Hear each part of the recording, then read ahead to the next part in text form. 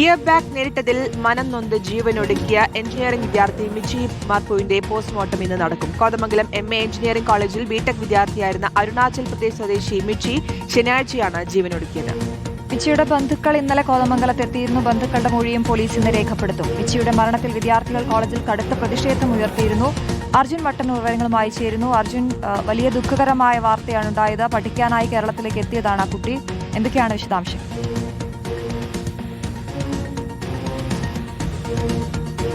മിച്ചി മിർപ്പുവിന്റെ കുടുംബം അരുണാചൽ പ്രദേശിൽ നിന്ന് ഇന്നലെ വൈകിട്ടാണ് കോതമംഗലത്ത് എത്തിയത്. ഇന്ന് പോസ്റ്റ്മോർട്ടം നടപടിയിലേക്ക് കടക്കുകയും ചെയ്യും.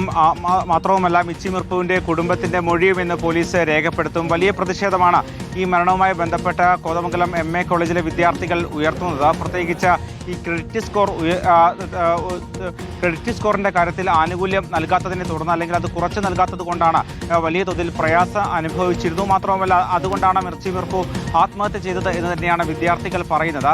എന്തായാലും നേരത്തെ 22 കോതമംഗലം MA കോളേജിൽ മിച്ചി മിർപ്പു അവിടെ വേണ്ട ക്രെഡിറ്റ് സ്കോർ. പക്ഷേ നേരത്തെ KTU നേരത്തെ തന്നെ ഇതുമായി ബന്ധപ്പെട്ട് 18 എന്നുള്ള ഒരു ക്രെഡിറ്റ് സ്കോർ തീരുമാനിച്ചിരുന്നു. അത് തന്നെ ഒഴിവാക്കി നൽകാൻ തീരുമാനിക്കുകയും ചെയ്തിരുന്നു. പക്ഷേ ഓട്ടോണമസ് കോളേജായ കോതമംഗലം MA കോളേജ് അക്കാര്യത്തിൽ ഇളവ് നൽകാൻ തയ്യാറായില്ല. ഇതിന് പിന്നാലെയാണ് കഴിഞ്ഞ ദിവസം താമസ സ്ഥലത്ത് മിച്ചി മിർപ്പുവിനെ മരിച്ച നിലയിൽ കണ്ടെത്തിയത്. എന്തായാലും പോസ്റ്റ്മോർട്ടം റിപ്പോർട്ട് ലഭിച്ച ശേഷം തുടർ നടപടിയിലേക്ക് കടക്കാനാണ് പോലീസിന്റെ തീരുമാനം. അതോടൊപ്പം തന്നെ ആത്മഹത്യാക്കുറിപ്പും കണ്ടെത്തിയിട്ടുണ്ട്.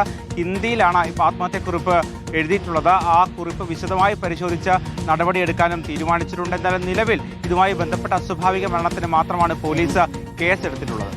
ശരി, അർജുൻ മട്ടന്നൂരാണ് വിവരങ്ങൾ നൽകിയത്. എന്തായാലും ആ വിദ്യാർത്ഥിയുടെ ബന്ധുക്കളുടെ മൊഴിയും ഇന്ന് രേഖപ്പെടുത്തും.